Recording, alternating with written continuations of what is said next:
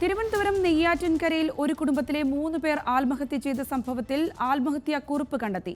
സാമ്പത്തികമായി തകർന്നതിനാൽ മരിക്കുന്നുവെന്നാണ് കുറിപ്പ്.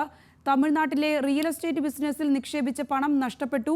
വായ്പകളുടെ അടവ് മുടങ്ങിയതാണ് ആത്മഹത്യയിലേക്ക് നയിച്ചതെന്നാണ് പോലീസ് പറയുന്നത്.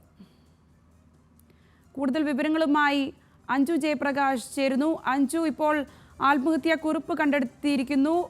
കുറിപ്പിൽ പറഞ്ഞിരിക്കുന്ന കാര്യങ്ങളുടെ വിശദമായ വിവരങ്ങൾ പങ്കുവെക്കാമോ? രാത്രി 9 മണിയോടുകൂടിയാണ് നെയ്യാറ്റിൻകര തൊഴുക്കൽ സ്വദേശികളായിട്ടുള്ള മണിലാല്, ഭാര്യ സ്മിത, മകൻ എന്നിവർ സൈനൈഡ് കഴിച്ച് ആത്മഹത്യ ചെയ്യുന്ന സംഭവം ഉണ്ടായത്. ഭക്ഷണത്തിലായണോ ഈ മണിലാലിന്റെ ഭാര്യ സ്മിതയും മകനും ഭക്ഷണത്തിൽ സൈനൈഡ് കലർത്തി കുടിക്കുകയായിരുന്നു. ശേഷം ഈ വിവരം സുഹൃത്തുക്കളെ വിളിച്ചറിയിച്ചതിന് ശേഷം മണിലാല് സൈനൈഡ് കഴിക്കുകയാണ് ചെയ്തത് എന്നാണ് നിലവിൽ അറിയാൻ സാധിക്കുന്നത്.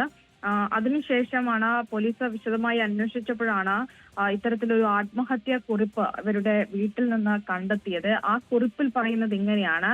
അതായത് ഇവർക്ക് ഏകദേശം 11 മൈക്രോ ഫിനാൻസ് സ്ഥാപനങ്ങളിൽ നിന്ന് ഏകദേശം 11 വായ്പകൾ ഇവരെടുത്തിട്ടുണ്ട്. ഈ വായ്പകളുടെ എല്ലാത്തിന്റെയും അടവ് മുടങ്ങിക്കിടക്കുകയാണെന്ന് ഈ കത്തിൽ പറയുന്നുണ്ട്. സാമ്പത്തികമായി പൂർണ്ണമായും തകർന്നിരിക്കുന്നു, അതിനാൽ മരിക്കുന്നു എന്നതാണ് ആ കുറിപ്പിൽ പറഞ്ഞിരിക്കുന്നത്.